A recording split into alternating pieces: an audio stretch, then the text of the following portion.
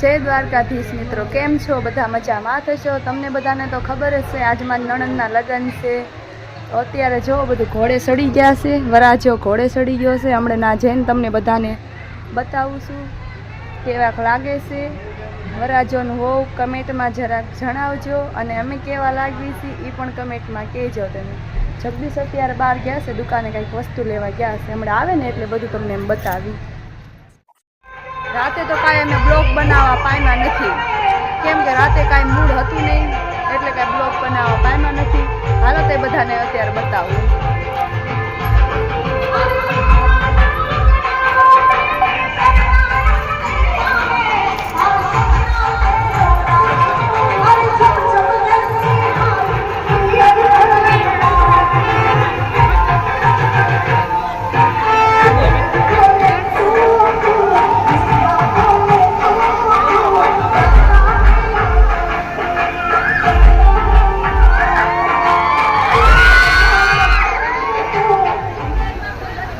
બ્લોગમાં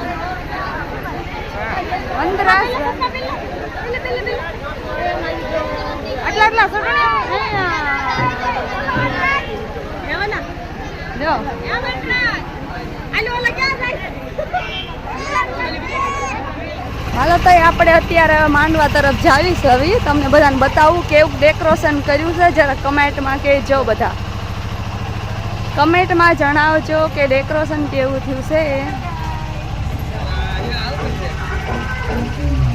અમાર ફઈ ને ફુવા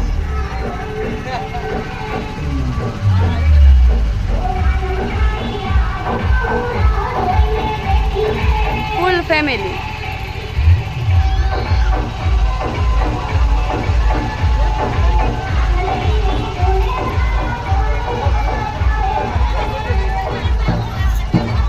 શરમાવાનું નહીં વિડીયો બનાવવાથી. આ અમાર ભાભી છે, નાના ભાભી, આ મોટા ભાભી, અને આ અમારું બાવ છે. જો કેવું છે કોમેન્ટમાં કહેજો.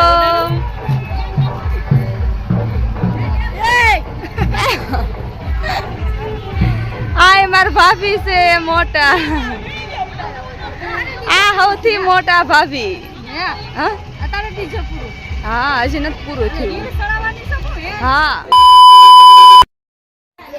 ફાઇનલી મિત્રો અત્યારે જગદીશને જળતર હોમવાનો ટાઈમ થઈ ગયો છે. હાલો તમને બધાને હું બતાવું. અત્યારે જગદીશ જળતર હોમે છે. ફાઇનલી આપણે અત્યારે માંડવે પહોંચી ગયા.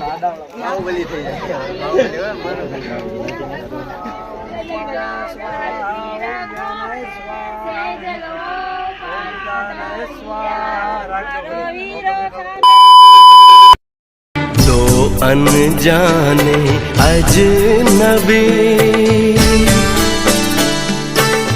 चले बांधने बंधन, हाय रे दिल में है ये उलझन, मिलकर क्या बोले क्या.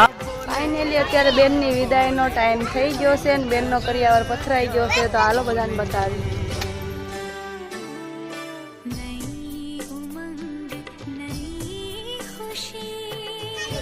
જોવો કરિયાવર દીદીનો.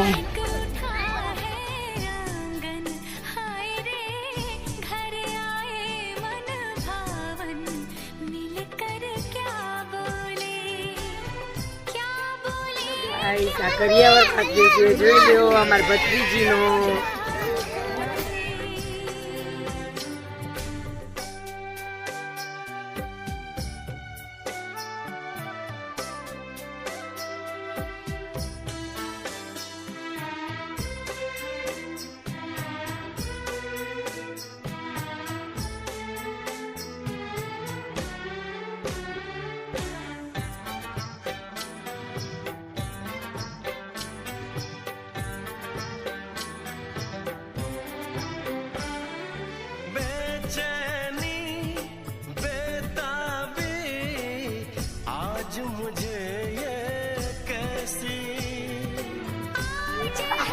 હાલો પૈસાનો તાહણો ભરાઈ દેખાડું.